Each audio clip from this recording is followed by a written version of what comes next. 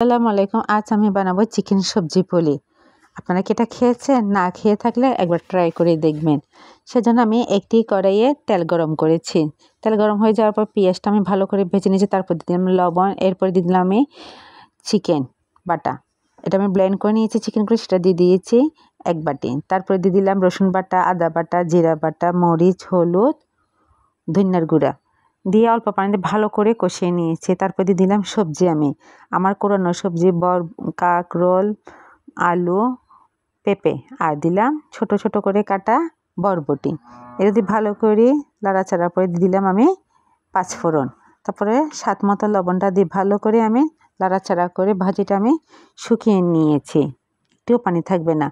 তারপর আমার কিছু চাল কুমড়া পাতা লেগেছে, চাল কুমড়া পাতাতে আমি পুরটা দিয়ে ভালো করে বটে নিয়েছি যাতে ভাজটা নষ্ট না হয়ে যায়, আর চুলে দেওয়ার পর যাতে ভাজটা কোনো অবস্থায় খুলে না যায়।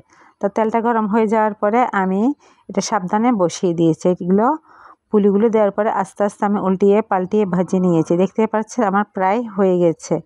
এগুলো এপিট ওপিট লাল লাল করে ভাজা হয়ে যাওয়ার পরে হয়ে যাবে আমার চিকেন সবজি পুলি। ব্যাস, আমার হয়ে গেছে চিকেন সবজি পুলি। এবার এটা গরম গরম ভাতের সাথে খেতে জাস্ট অসাধারণ। এটা বাড়িতে একবার হলেও ট্রাই করে দেখেন, এটা জাস্ট অসাধারণ।